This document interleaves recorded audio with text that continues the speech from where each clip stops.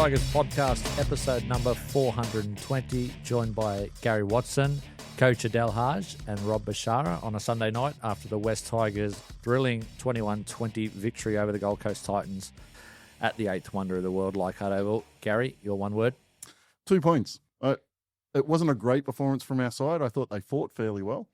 But the most important thing is we walked away with the 2 points today. Coach? First of all, he said 2 words, by the way. I always say 2 that. words. I usually say 47. Happiness. Purely about Leichhardt Oval. Being at Leichhardt Oval for me is happiness. Rob, mine, before I get yours, mine's just sheer relief, honestly. I think I've said that about 5 or 6 times this year after we've won, but just relief. Well, I'm glad you said that because that was one of my one words. So I'll go to my other one word, which is 2 words or 3 words. Club needed it. Absolutely. Boys, this is not an official game review because Joel will be hosting podcast 419, which will be our match review, which will be out on Monday night. But we are going to do a little bit of a masterclass again with the coach, breaking down some of our attack, defence, our structures and systems, and we also will do some buy, sell or hold. But let's touch on that Titans game today, boys. Leichhardt Oval, Gary, 16,000 fans there. We've won 7 from 9. I know you keep telling me that, you know, it doesn't hold enough fans, but surely we can play a couple more games a year there. Look, I think once the stadium gets redeveloped that they have planned, the plan is to be playing at least 3-4 games there a year. At 16,000, I think our club's too big to be playing in a ground that holds 16,000.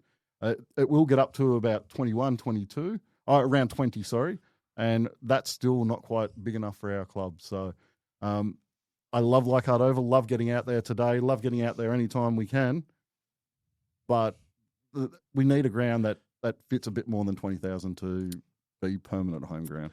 Coach, you were a bit less political last time. I think you said you were going to bulldoze Campbelltown and all the other grounds and just move us permanently to Leichhardt. Do you stand by that? Wherever we're going to win. Like, I think at the position the club's in at the moment, I think winning is the priority.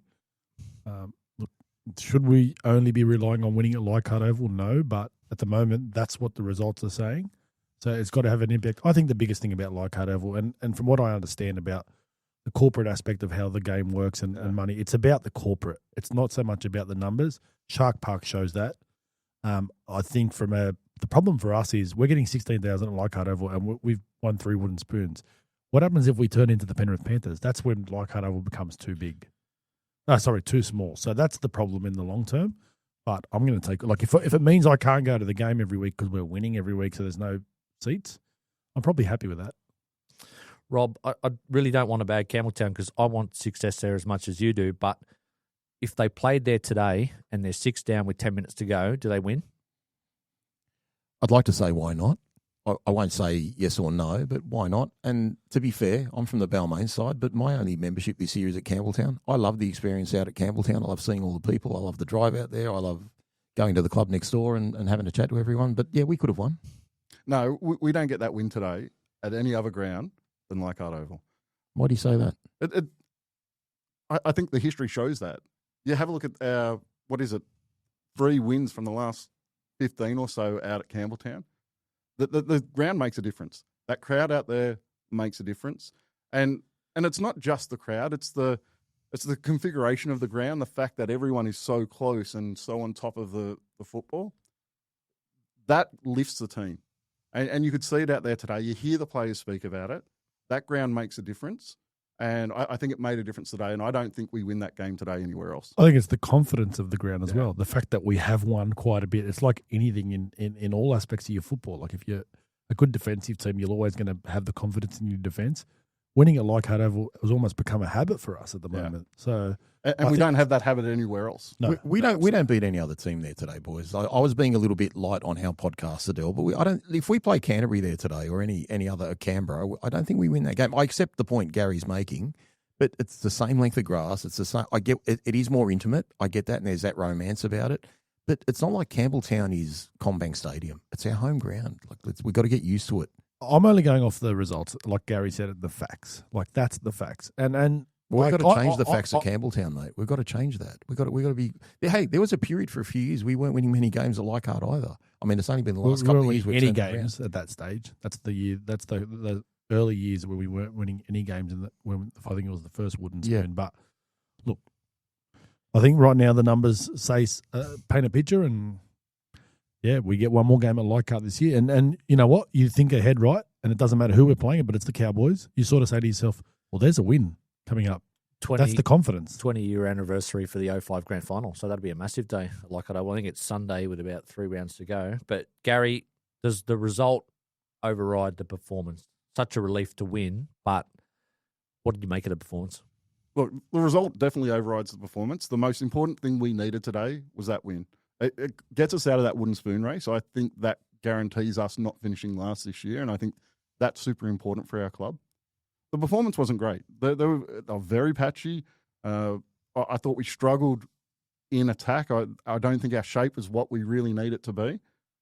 But right now, I don't care about that because we got the 2 points. And it was a game I thought we were going to lose. I thought it was a game that we definitely should have won. We were a much better team on the field than the Titans played today. But we needed that 2 points, and we got those 2 points. Coach, I'm not a weatherman, but I live 10 minutes from Leichhardt Oval and there was no wind at home. But I get to Leichhardt Oval and it's always blowing a gale towards the pool. I was worried when we were 14-12 down at halftime because we had the wind. What did you make of the second half performance? A lot better? We completed 19 from 21, which was really important. And that's the simple part of the game, right? If you can put yourself in that position, usually what that'll mean is you've at least got equal share of possession. And that's what we had in the second half. We dominated possession in the second half. So I'm not as big a believer as others in regards to the wind. Like, I think the wind can be of use of you. Sorry, can be to use of you. I can't even say my words right. Can to be of use. Yep. I think it's only one part of the game, and that is kicking. It's all about your long kicking that it's going to aid you. And if you've got someone that can nail a 40-20. Neither side used the wind to their advantage. No, I don't think it made too much of an impact on today's game as well. How much is wind worth, do you think? Nothing. No points. It's not AFL. In AFL, it's worth money. I don't watch AFL. Okay. In AFL, kicking, because that's where the terms come from. It's come from AFL because of the fact there's so much kicking in the AFL. It's a longer ground. It's worth points. I don't think it's worth anything in the rugby league. I think in a game where we have a team that still struggles to get down the field, I think the fact that we are kicking out of our own end quite a bit, it does have an effect on your field position. And I think that's important for a team like us at this point in our development. But I thought the boys did really well into that win today. So it's really hard to be critical of that.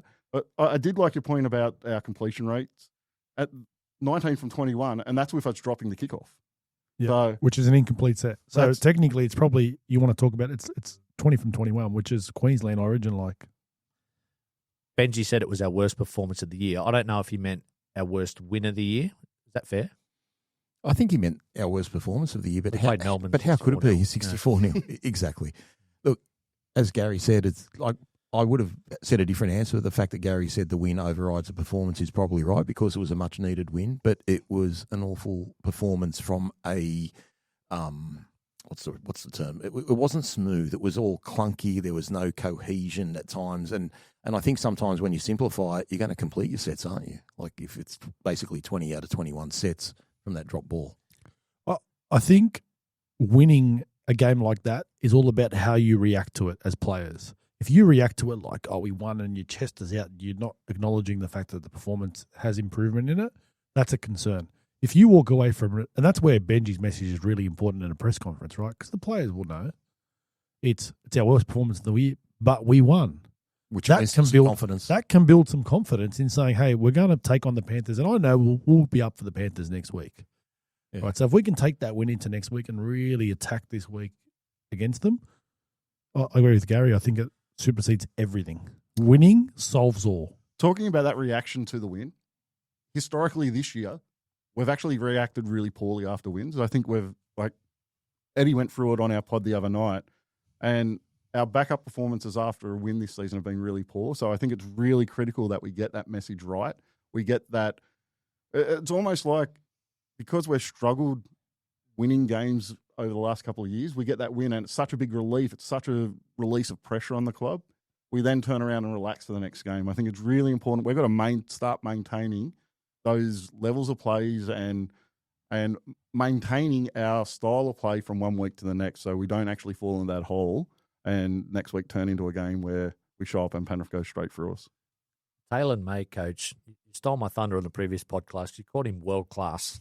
And I'll read through his stats today. 1 try, 2 try assists, 3 line break assists, 1 line break, 7 tackle breaks, 121 metres, 43 post-contact metres, and 1 tackle miss. He also dropped a couple of blokes on his backside. I can't remember who it was, but that was a scary performance by Taylan May. As impressive as those numbers are, what I encourage people to do is don't read the numbers, go watch it yourself. Yeah. Because his physicality and his aggression, both with the ball and without the ball, and the fear he started to put into that Titans team, we don't win today without Taylan May. I'd be scared, like standing opposite him with that neck tattoo and whatever's under his eye. I'd be terrified. Yeah, and I seriously. mentioned it on our podcast, after the De Groot try, he wanted to get into it with about 4 or 5 of the Titans boys. I loved it. Yeah.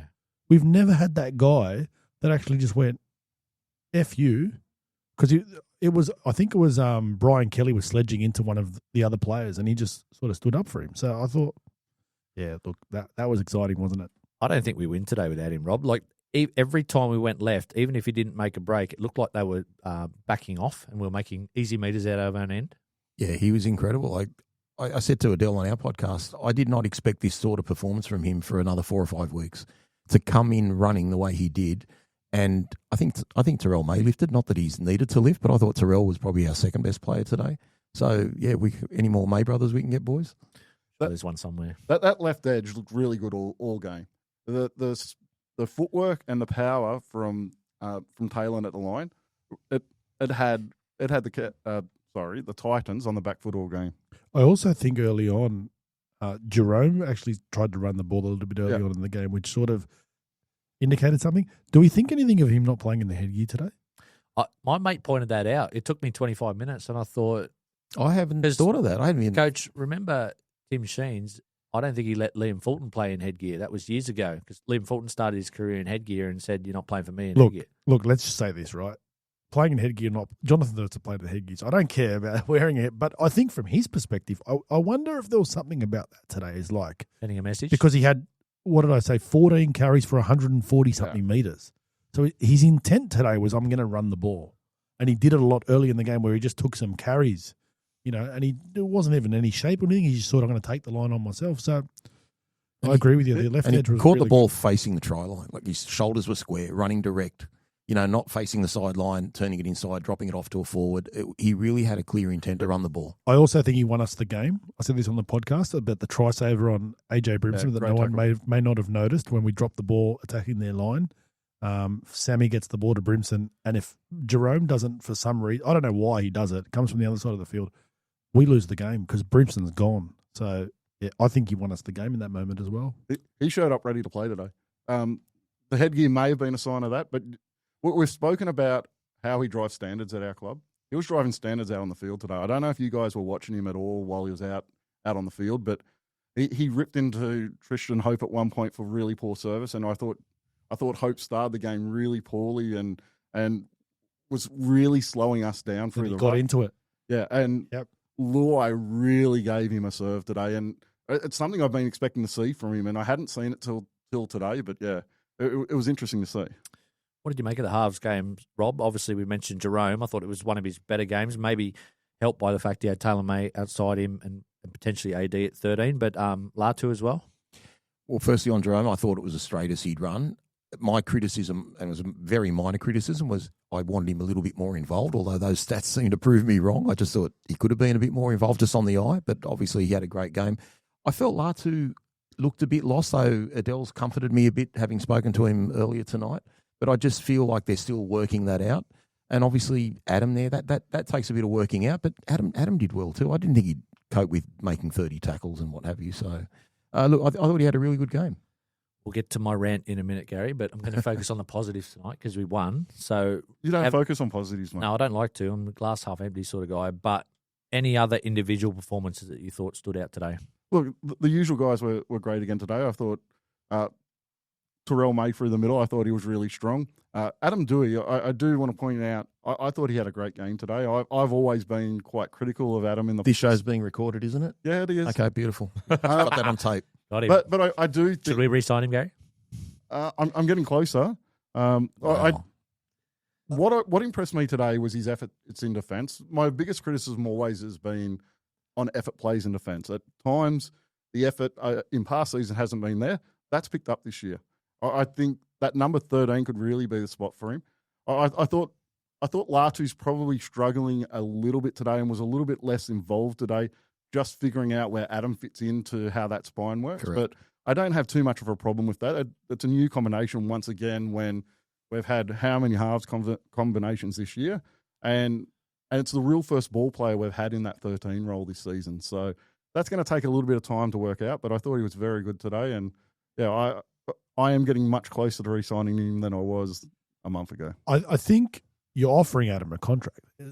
I don't think there's a debate about whether you want him at the club or not. I think it's about what sort of money we're going to pay for him. Yeah, correct. Well, that press conference last week, he referred to the big boss, Richo. I think Richo lowballed him. Was that inferring that? Rightfully so. I mean, at the end of the day, I think we got to – sorry, hang on. Not rightfully so in the sense that we should lowball somebody. We got to figure out what his value is to us. And until he proves where he's actually going to be for us long term, well, then you can't actually figure out exactly what the number is. At the end of the day, if the West Tigers offer you $300,000 and nobody else offers you more, you've got no choice. If somebody out there sees the value in Adam and thinks they're going to give him more money, because at the end of the day, that's, I love listening to Brandon Smith the other day talking about, like, we're professional players, especially once you start to get into your career. You've almost got to go where you're making the most money, because that also shows what value you are to somebody. So we've got to figure out what his value is to us. And this back end of the season, we need to stick with him at 13. Surely he's shown enough in the last 3 games, whether he's been in the halves or a lock, that he's going to be an asset to the club. So we shouldn't be lowballing him at all. In fact, I think he's just jacked his value up after today's game. I don't think it's lowballing. I think it's just figuring out what his number is. Yep.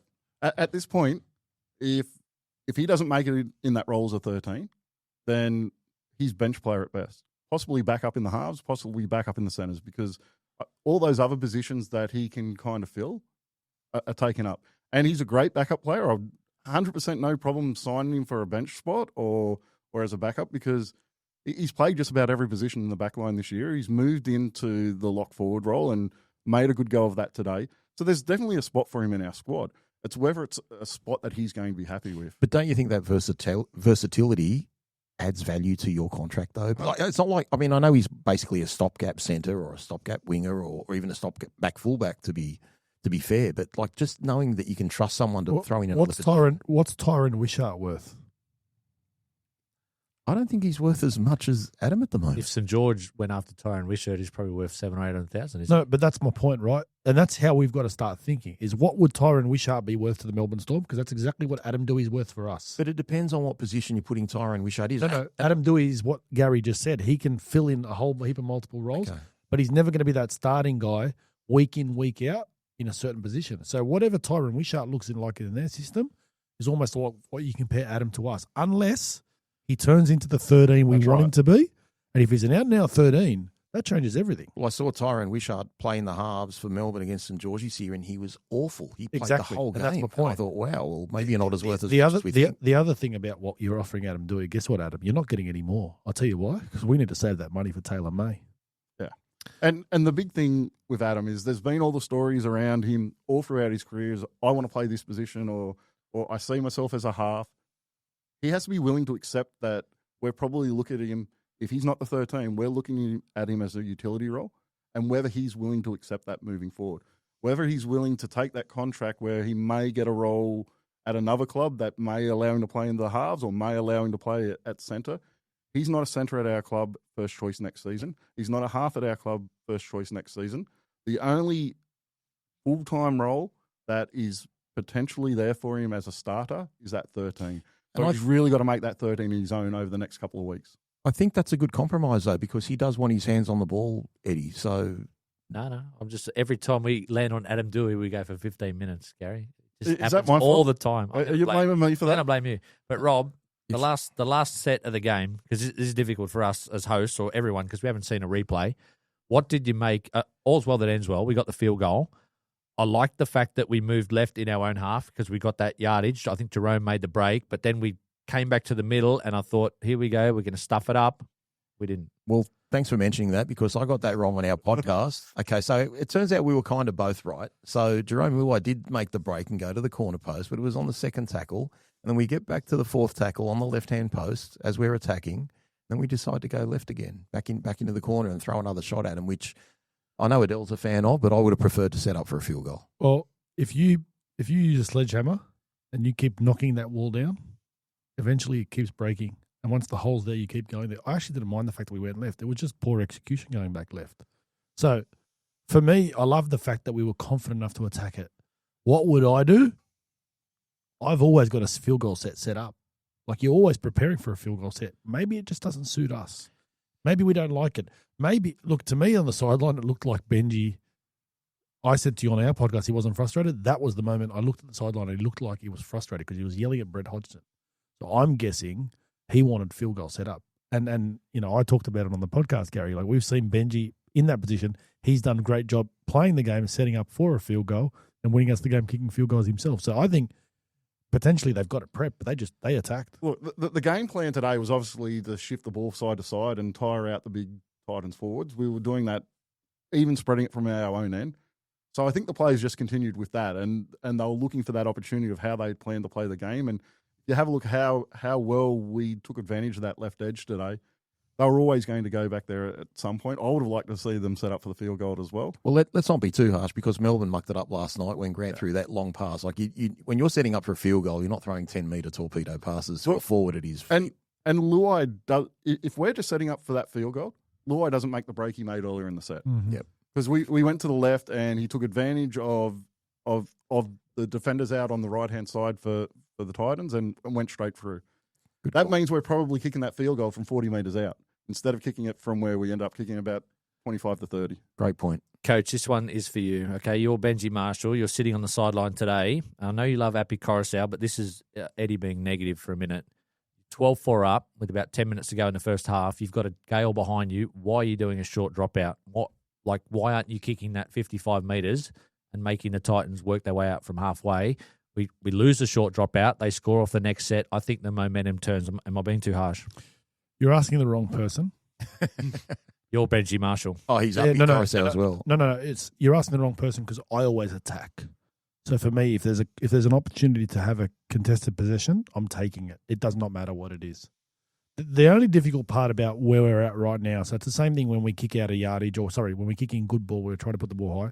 We don't have Jahream. So we don't have that guy with the elite leap. So I don't know where we've got anyone to contest those short dropouts. But sometimes it's not even about the contest. Sometimes they just drop the ball or someone gets up and bats the ball back. What would I do in that situation as coach? I always go for the attacking play. We rarely get it back though, do we? When Jahream's there, we have a chance. Wasn't there? No, I know that. We've actually been pretty good this year. But I don't mind the play. And as a coach, I always tell players, I'm not going to have it both ways with you guys. Because if you nail it, I'm not going to sit there and go high five. And if you don't nail it, I'm not going to sit there and criticize. Rob, I criticised it before they scored. I'm with you, Eddie. I was saying the same thing before they even did it. But the other thing too, I know it's a really strong win. Can Appy drop kick the ball 50 metres? Like it's I thought Adam, give it to No. Appy's gone long at times this year, and he's actually nailed it, especially with the win behind you. So I'm sitting there going, I'm backing you guys. Well, and you back your defence. Yeah, absolutely. Like, it is much easier defending on that gold line than it is coming further down the field anyway. So 60 out. Strategically and numbers-wise, it is much easier to defend inside your 10 than it is defending. I get that, but if you've done a set Adel. and then in the set. But Eddie, I'll say this: sorry, Rob. Right. The Titans actually different to when we would defend. It was a goal line dropout. They actually had everybody set for the long dropout. So it was interesting that their defensive setup on the dropout was not short. It was everybody was back. Whereas when we had ours, we had our two front rowers back. So they actually expected the long dropout. So it might have been what twisted their arm to go short. I was just going to say, you can excuse it if you've been defending multiple sets on your line and then you're trying to get the ball back with a short one. But the fact that they hadn't been on our line for too long, you think you're going long there. You know what? Defended, and this isn't a topic of conversation at all. So it's really the defensive error that came after that. That's the problem, not the strategy of the short. Sitting with the guys today, it was like when Charlie dropped the ball after halftime and we defended. I think we had 2 or 3 sets. We defended it. Yeah. We put the ball in touch. And I said, the Charlie Staines error doesn't matter anymore, right? Because we defended it. And that's all you've got to do. Well, I think we're 2 versus 2 there, boys. I'm glad we're the vote on that one. Now, you guys are on the right side. It's good. It's anything else you want to mention from the game today, Gary? Positive or negative before we move on? Bench use? Anyone off the bench impress? Look, I found the substitution 5 minutes after half time a little bit of an odd one. It's probably not the time I would have made that change. I think we took Adam Doueihi off at that point and put Sione on. I found that a little bit of an odd decision at the time. All right, let's move on, boys, because otherwise we'll be arguing all night about the game. 21-20 victory over the Titans. Joel will talk about the game more in depth tomorrow night, hopefully out on Monday night. But Coach Jahream Bula, he obviously didn't play today. I know you rate him very highly. I'm still not convinced he's in the top 8 fullbacks in the game, but you're going to probably take me to task on that. Eddie had him sacked last year. But Adel. I can go through him individually if you want later. But, Coach, stay with me. Why is he so important to our side? I think there's not one watching him play this year. There's not one facet of his game that he hasn't improved on, and he's almost not a leader. And he's shown this year his ability to develop. The other thing I love about him is the absolute competitor, and he's got to a stage in his career now where he's found a little bit of a voice. He's found a bit more confidence. I've seen him find a little bit of a mongrel in his game, which is really good. His ability to contest everything is so important, both defensively and offensively. I think he gives us balance shape-wise, running both sides in particular now. And it was even the same with Galvin, because Galvin was a left-sided player. We've had 3 left-sided halves. Latu, Jerome, and Lockie all played left side. Jahream's ability to actually put his hand up and go, I'll sacrifice myself a little bit on shape and play the right edge, I think is a big point of difference to us. I think under the high ball, obviously, his leap, his athleticism, his speed, he can turn a half opportunity. We said it earlier in the year when he's he's always been fully foot early on. He can turn a half break into a major break. And I'm going to come back to that top 8. I'm going to figure out I've written who I've down. got. Are you going to tell me them now? In a minute, Gary. You go first on Bula, because I know Gary loves Bula. 100%. I think attacking-wise, he's our most important player at this point in time, and probably our most dangerous. Probably the best chance of breaking a line right open with his footwork at the line. He is a huge out at the moment. His ability, as Adel just said, to actually play on that right-hand side.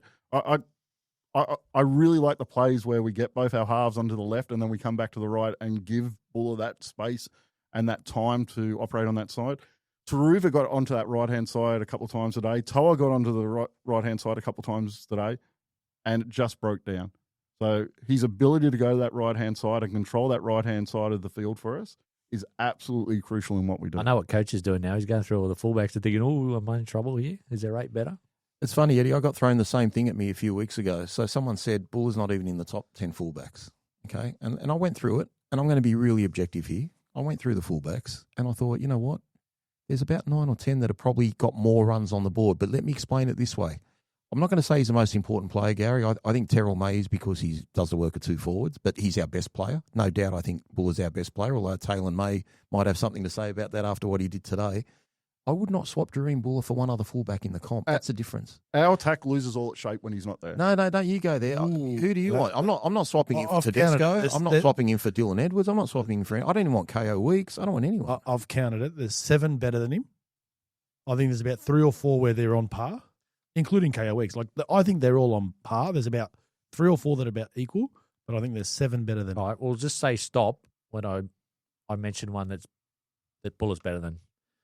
Ryan Pappenhausen, Kalen Ponga, Dylan Edwards, James Tedesco, the Hammer, Tom Trbojevic. Tom's busted. Tom's busted. Tom's busted. Yeah. He's not a fullback. He's been playing centre. Yeah. Reece Walsh. Running out of names here. Got the young fullback from Parramatta, Iongi. Will Kennedy. So you stop. Yeah, he's better than them. The others I wrote down were just Warriors fullback, Corey Harawira. No, that's Charles Nickel. Charles Nickel. Hyphenated names. Yeah. And Will Kennedy. I think Bula's better than Will Kennedy. So I'd probably go about 9th or 10th, Coach.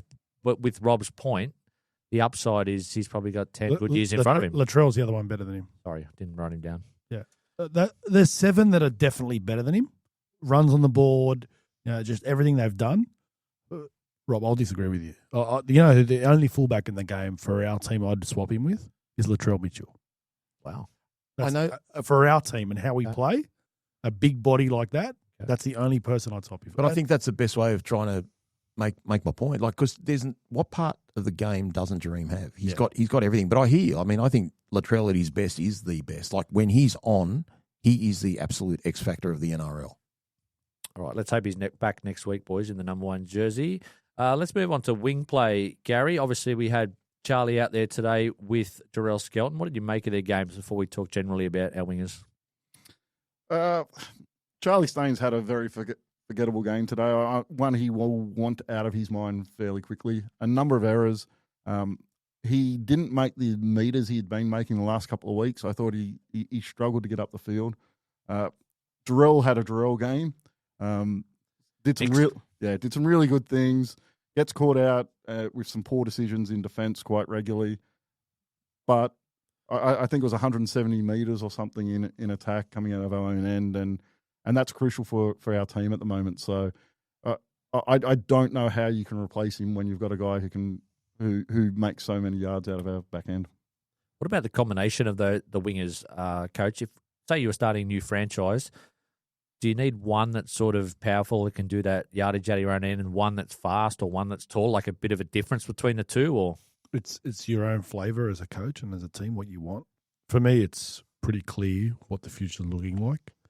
I think Tito will be one winger, and I think in the short term, Hamasi Makasini will be the other one. This season? I'd say at some stage this season he will play. All things being equal, and as long as Staffatoa's doesn't go sort of backwards, I think that's what will look like. And like I said to Rob earlier, I've been watching the New South Wales Cup very carefully, and his yardage carries are outstanding.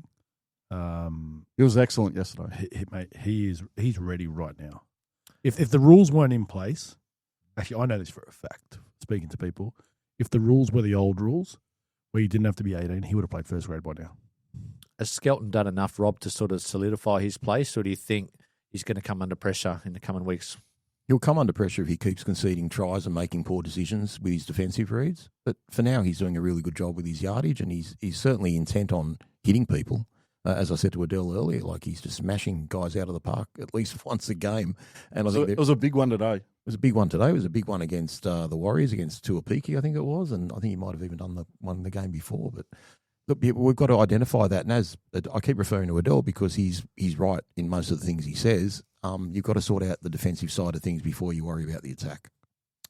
Do we need to recruit anyone on the outside backs, Gary? Now Taylan May's there and Makasini coming through, not a priority? I'm fairly happy with our outside backs. I think there's still a few issues we've got to fix up in the middle, especially.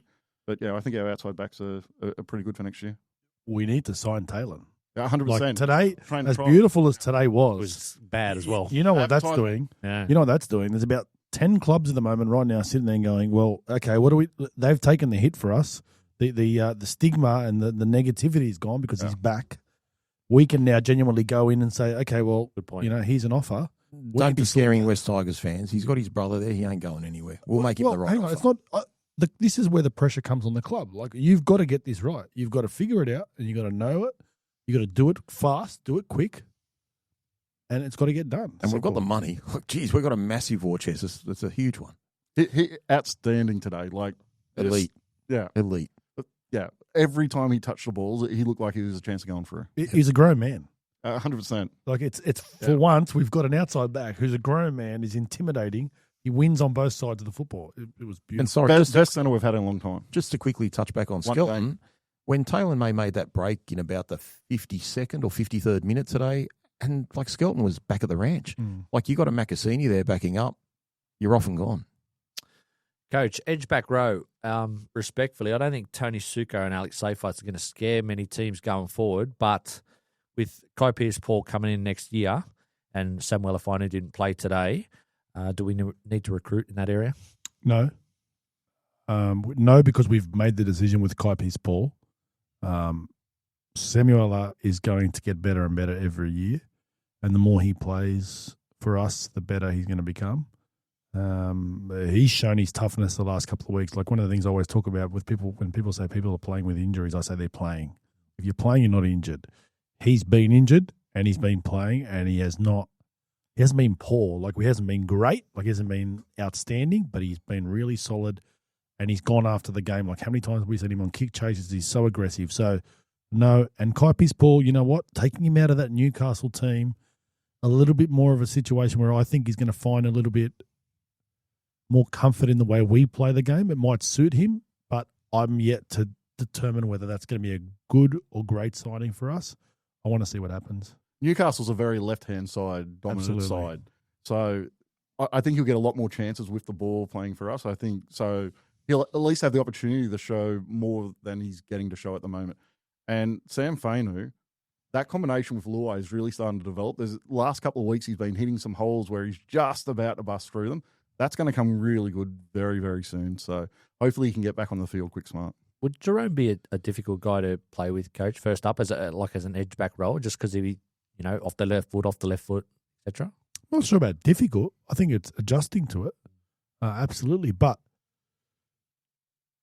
like a lot of what we do comes off the back of how we square up with first receiver. And we've shown on numerous occasions, especially when Adam did it really well at the back end of last week. So it shows it doesn't necessarily matters who the person is. As long as that first receiver is squaring the line up really well and giving Jahream the ball with good shape off the back of it. And the service of the pass is really important. So one of the fundamentals I always talk about is when you are running shape, the ball must be given to the outside shoulder of the attacker running onto the ball. The moment he has to catch it on his back shoulder, it just kills the flow. You know how hard it is for a back rower to time his line? If the person inside him has to a split second of having to adjust to catching the pass, it breaks everything down. The good teams, what they do is they nail it. They don't miss a pass. Every pass is right out in front, on the outside shoulder, catching the ball. It allows him to catch the ball and start adjusting where he's going to play at.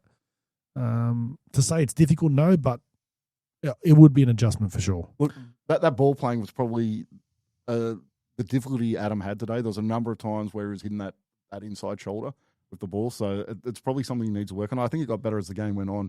But early in that first half, a couple of times, he put it behind the player.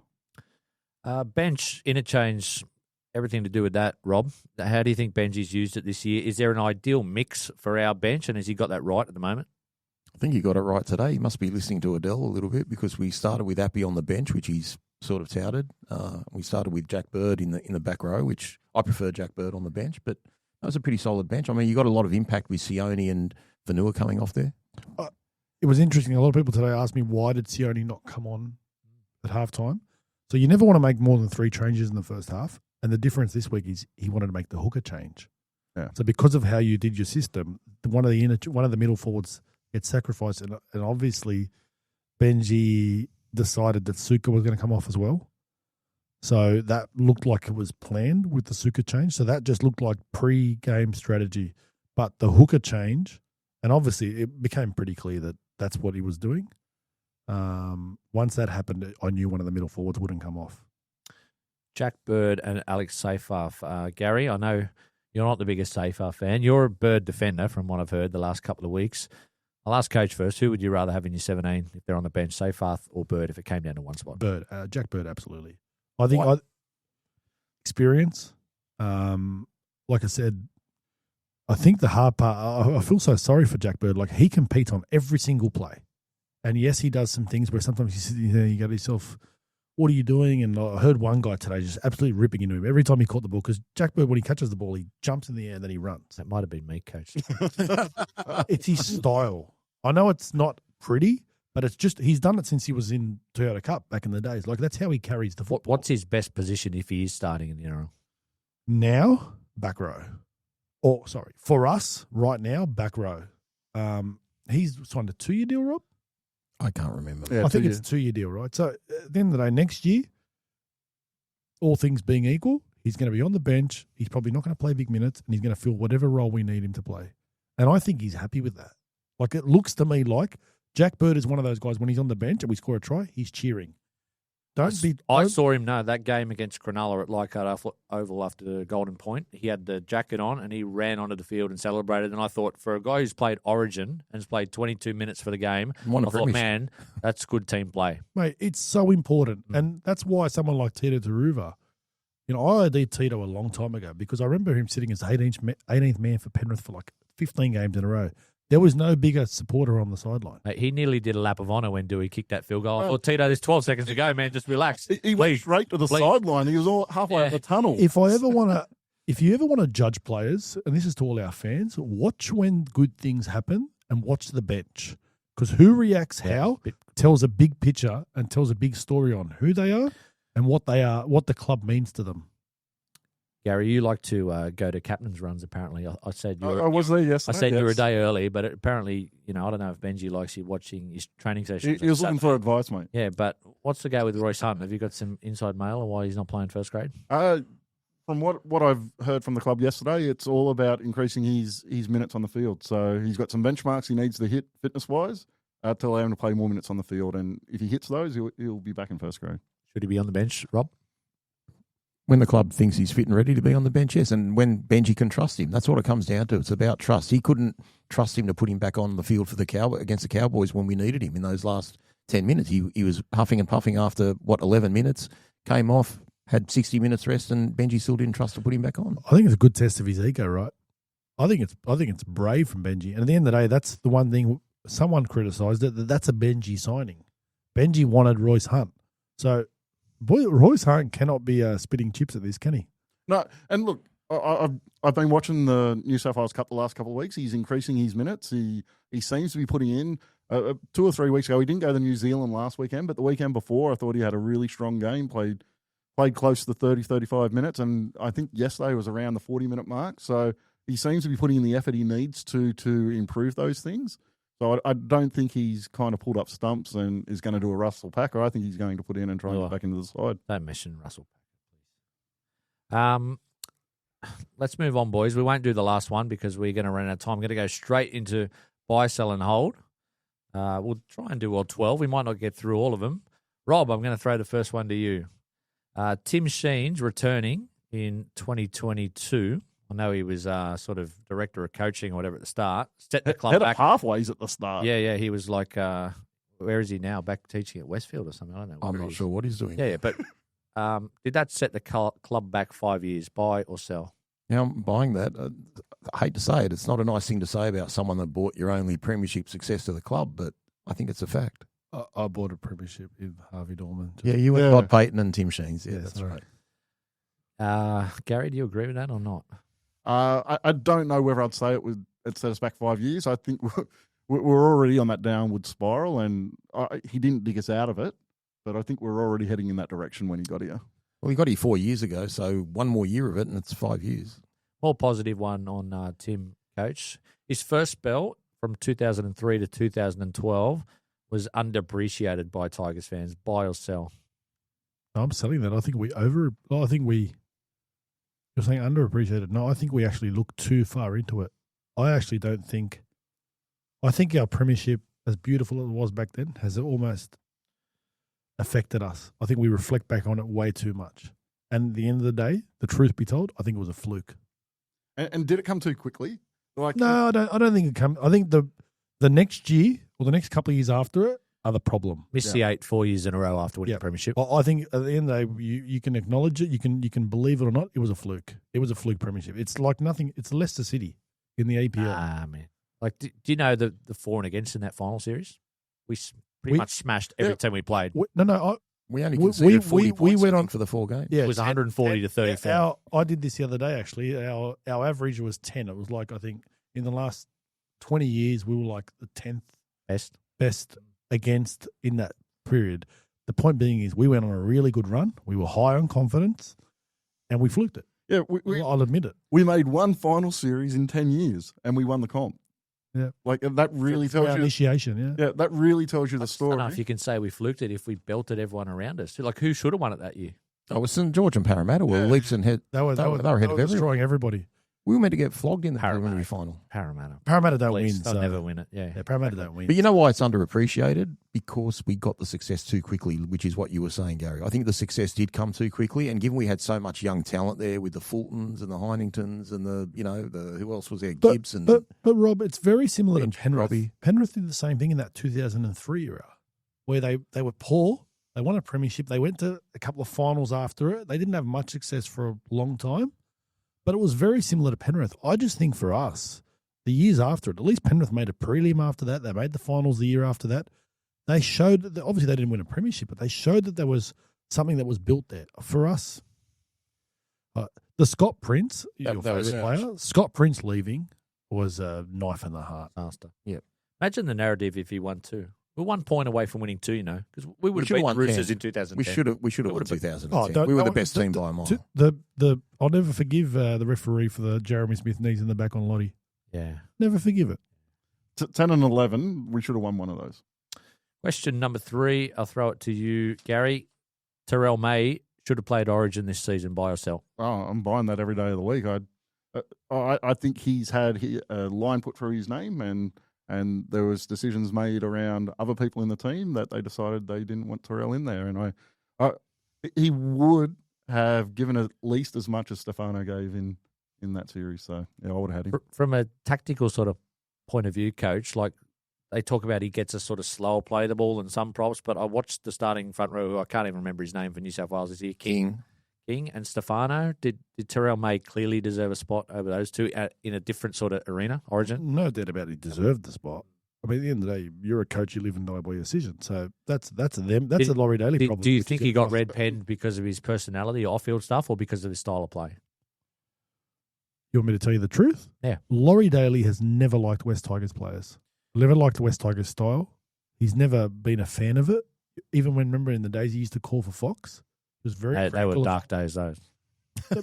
He was a bad caller. Not as dark as him being coach of New South Wales. Yeah. He was the referee. He was the caller that always used to say, "This is a game of two halves." Yeah, cliches. The cliches came in. those. Yeah, but on the football side of it too, I know he does a job for us having to play often 70 and 80 minutes.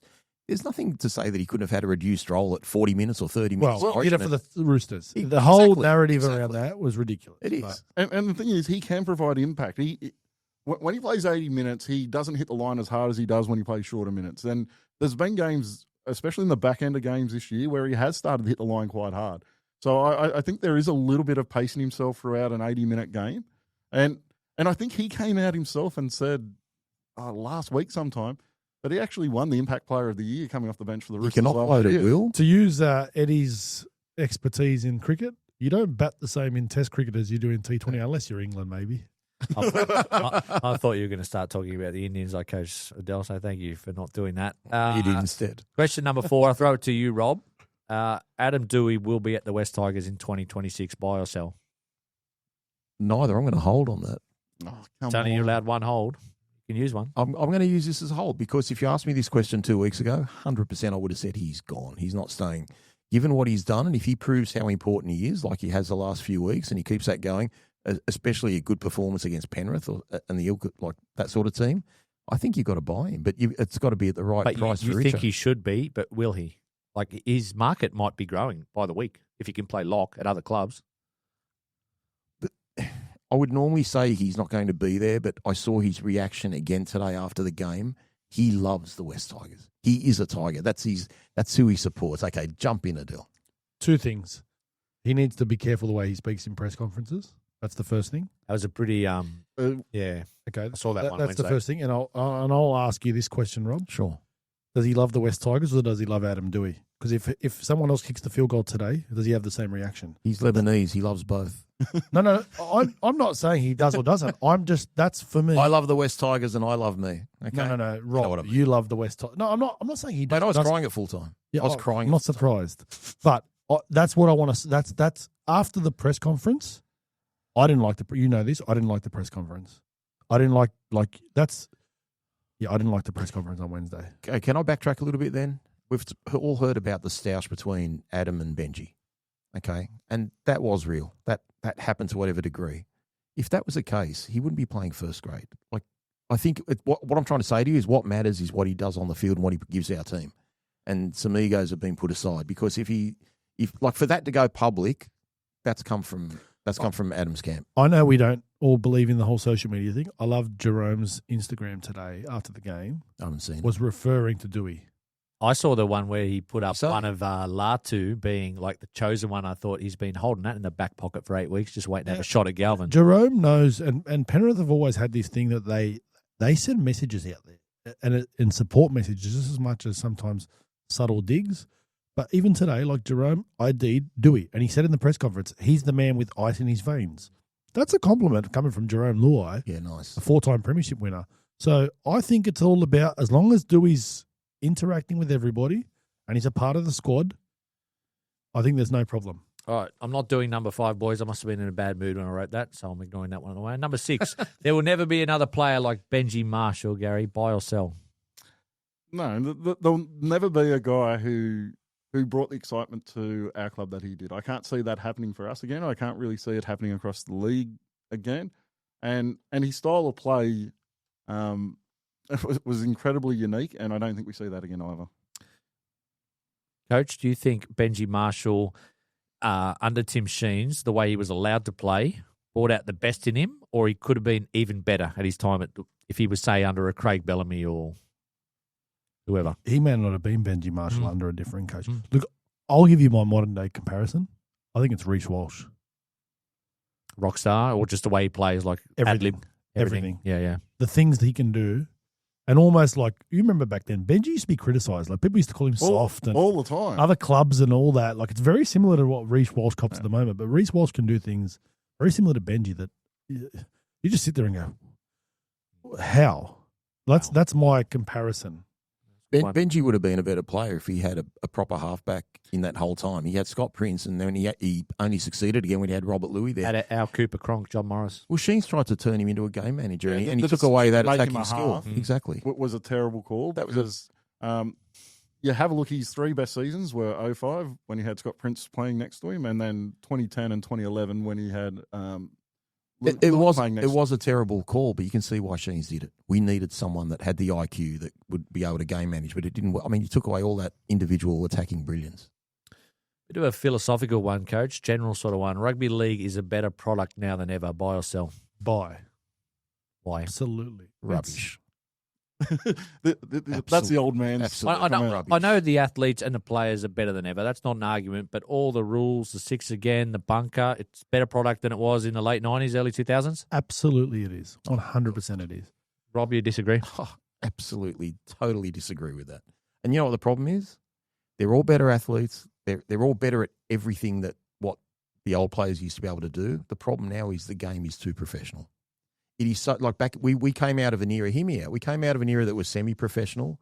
Okay, well, when are we going to see chips over the top on the first or second tackle? You'd be shot dead if you do that now. It's because now we know what works, the style, the game managing, playing the percentages.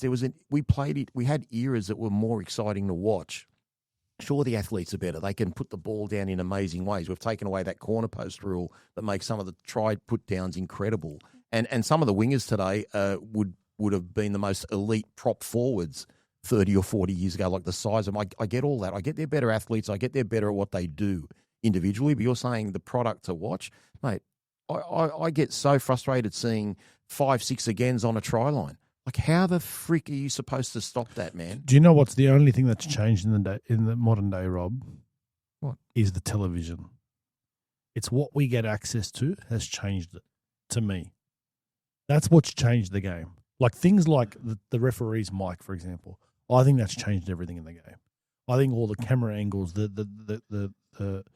but fundamentally the game is played exactly the same. No. You go watch a New South Wales Cup game. It's like watching the old days. Watch Flegg. Watch the ones with no TV. Don't you reckon the TV should only be able to show the replay once, and we wouldn't say anything? I hate the whole narrative of we've bunker and professional. Yeah. I hate the because you know what, you watch other professional sports around the world, they're all evolving. Like this is the world; it's evolving. If we get left behind, we get left behind. Like we will get left behind if we don't catch up.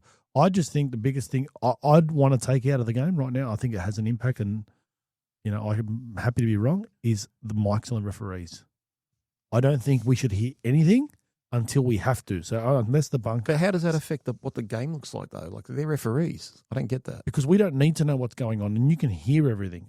I think you take the referees, the mics off the referees, it stops becoming a part of the game where we're actually hearing what they're doing. You know the KO Weeks try we saw the other week where he chipped over the top in the wet weather and scored the winning try? We used to see that 3 times a weekend. And we get to see that like once every blue moon now because the game is about percentages. It's about winning. It's about winning. You're right. But I'm saying the product was more exciting. We're just getting old, Rob. There would have been guys in the 90s who were saying the game was better in the 70s because that's what they grew up with. That's what they saw week to week. No, well, if you go back further, like you don't want the unlimited tackle rule where they were doing dummy half runs. That's just stupid. There would have been guys who were against that as well. What's better to watch? How was the game in the 70s, Rob? I'll tell you now. The game in the he preferred it in the 60s. No, Oh, sorry. It's always go to Joel. No, but hear me out. Hear me out. The game in the 70s was boring. It was only when Canterbury came along and they were the entertainers rugby league and they scored these tries with the 3 Hugheses and the 3 Mortimers and width of the field and stuff like that. And then Phil Blake came along and, for Manly in 82, and he started doing chips over the top every week. Sorry, Eddie. We watched the Bulldogs Penrith game the other week. That was entertaining. Low scoring games often best. That was entertaining. Great game of That was a great game of footy. But that's very rare, Adel. To me, that's very rare. Yeah, but that was low scoring percentage of football. That was like a heavyweight fight. They were just throwing punches at each other. Yeah. It comes down to the quality of the teams and the Penrith Broncos grand final. What a game. Like there's the Broncos Cowboys 2015. Like there's grand finals, they were better than we lost 89. They were better than 89, for example. Like, anyways. Right. We're only going to do 2 more, boys, because we're running on about an hour. Gary, I'll rephrase this one a little bit. Royce Hunt's contract was a bad contract. Buy or sell? Well, at this point, while he's playing reserve grade, I have to say that it's a bad contract. I'm going to buy it with the proviso that it could change if he does get those fitness issues fixed up. But at this point in time, it seems like a bad contract. Right. I'm not going to do number 10 because that could just set me off at this time of night. And I don't need that after a victory. You want to do number 10? Leaving out your best topic, I reckon. All right, let's do it then. Rob, number 10. I reckon I know. Jason Taylor, if we are doing a draft like we did before, this is a reverse draft, so in terrible order, was the biggest factor in the West Tigers' demise over the past decade. Buy or sell? You're going to hate this answer. You're going to sell it? I'm going to sell it. Of course he's going to sell it. Are you going to give me a name or are you just going to sell it? Why am I going to sell it? I want to see if you read Because he's got his 2 mates that he's going to rip into. Go, Rob. No, not at all. No. No, I think Jason Taylor was arguably probably the worst thing that ever happened to our club. But why was the reason he was there? It's Grant Mayer. Grant Mayer is the one that got commissioned Brian Smith to do the full inquiry and make sure they got Robbie Farah out of the club and all that sort of thing. So to me, like if you're doing a draft order, it's Grant Mayer and Jason Taylor is very close after that. You think those 2 above Lee and Justin? Well, it started the rot. If we wouldn't have had. I'm not saying Lee and Justin. I thought from your perspective it was going to be directly straight to that. No, look, Lee was.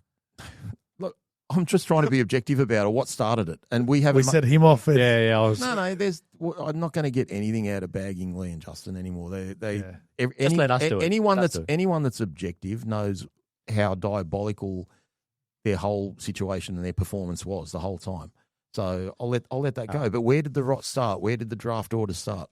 Big shout out to Jason Taylor if you listen to our podcast. Grant May wouldn't even do an interview. You couldn't even contacted him. He was working on the Penske file.